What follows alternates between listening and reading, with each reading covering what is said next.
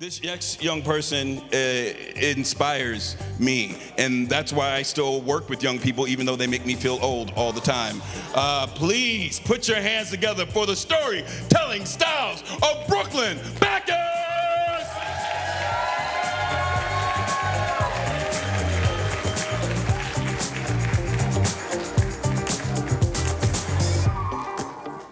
Hi everyone, my name is Brooklyn Bacchus. I'm so excited to be here today, and I want you to view me as a person of hope. Here is my story. It's 2004, I'm buckled in the back seat of my dad's work truck, and my little brother is headbanging to Thunderstruck. Dad was taking us to work with him to give my mom a little bit of a break, although she was home with our two little sisters, hands undoubtedly still full. It was always cool to go to work with my dad to see the houses he was building as a contractor, continuing his father and grandfather's business. When it came time for lunch, my dad brought us to one of our favorite spots, maybe McDonald's for a Happy Meal, Wendy's for a little Frosty, or Arby's, yes, Arby's, for some curly fries. One thing I remember distinctly and frequently was the exchange we'd often have with our father in the drive-thru line. He'd order the food, and as we pulled up to the window to pay, we'd say, "Thank you, Daddy." Without fail, he would reply, "We don't have anything yet," as if something was going to stop us from making it up to the next window, or our order wasn't going to be quite right. At the time, I didn't understand life the same way that my father did. I hadn't learned that nothing is guaranteed. When my dad was in high school, his family flew to Colorado for Thanksgiving break, and he stayed behind in Minnesota to work on his school grades. On their way home, the plane crashed, and my dad's mother, father, and 3 younger siblings all died. He was just 17 years old. He doesn't talk much about that time of his life. I'm not sure if he can even remember it fully. What I do know is he continued to put one foot in front of the other.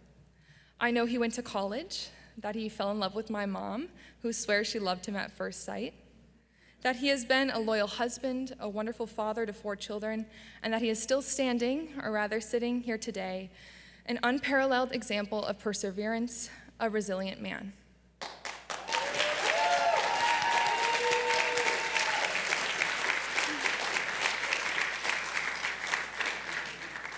It is through witnessing his resilience that I have learned the importance of choice.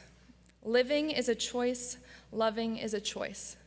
On the days when the world feels too heavy, when life is unfair, and when suffering infects our lives, we have to choose to show up. My dad has chosen to show up for our family every day. How, you might ask? For those of us who have lost someone, we know what grief feels like. It's a constant emptiness, an inexplicable missing piece. Moving through life can feel at times like moving through a room with no air. Amidst these feelings of helplessness, of self-pity, and confusion, there is one constant that keeps us moving forward: hope. Hope is exemplified in my father's loss and in his redemption, and the life he has continued to build despite destruction.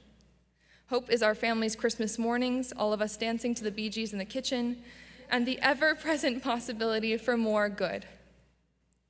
This possibility for good, hope, and resilience has carried my family through another more recent loss, that of my little brother, Randy. He would also die in Colorado 12 days after I had lunch with him while passing through Denver. In July of 2021, Randy took his own life. I had no idea that I would be the last person in my family to hug his sturdy frame. The night he died, he sent my parents a text that said, "I'm quitting weed for good, and I want to surround myself with healthy and happy people." About 40 minutes later, he sent, "I'm sorry for everything. I wish I would have been a better person." Losing my 21-year-old brother has been the most excruciating pain I have ever experienced. It is more dull now, a chronic constant that weighs my heart down and suffocates me when I choose to really sit with it. I've had to dig deep into my being to find remnants of the resilience I observed in my father, of the tiny choices he makes day to day in order to show up and live life fully. At first, it was about choosing to get up and get dressed, choosing to treat others with a newfound empathy, working to be better, not bitter, choosing forgiveness, to forgive the older sister in the mirror for what she could not fix, and for forgiving my brother for the wave of hurt he left behind. My choices continued. Find joy in the smallest of things. A steaming cup of coffee, a fleeting butterfly, a text from a caring friend. Choose to lean on God, not away from him, even when I found myself void of prayer. Continue being a friend, an older sister, a daughter, a colleague. Put myself out there, meet new people despite the inevitable question of, how many siblings do you have? Continue to pursue an aspiration to attend medical school. Fall deeply in love. Keep dreaming. Live with a heart open to the possibility of goodness. Ultimately, choose to hope. I know everyone in this room cares about saving lives, about redemption and hope and possibility, because you wouldn't be here if you didn't. Although marijuana use does not impact everyone in the way it impacted my brother, it is important that we are aware of its potential dangers, in particular with adolescent use. If we don't educate ourselves about the potential effects of marijuana on the adolescent brain, we risk teens like my brother losing their lives to cannabis-induced psychosis. If we do take steps to learn more about this growing issue, we allow our youth the opportunity to choose how they want to make this decision about cannabis use and decide if they want, the possibility of it impacting their brains and their lives. We weren't able to save my brother, and we didn't even understand what was happening to him. Because of that, we are choosing to tell his story, motivated by a grain of hope that it might help someone else. If you are interested in learning more about Randy's story or cannabis-induced psychosis, you can go to beextraordinarybu.com, and we have some information there. I want to leave you with a truth that you already know, that this life is painful. Every time we love and open our hearts to the world, we are faced with the possibility of loss, a possibility that is very real to many of us here today. Although so much it can feel out of our control, our decision to keep living and keep loving is the ultimate choice.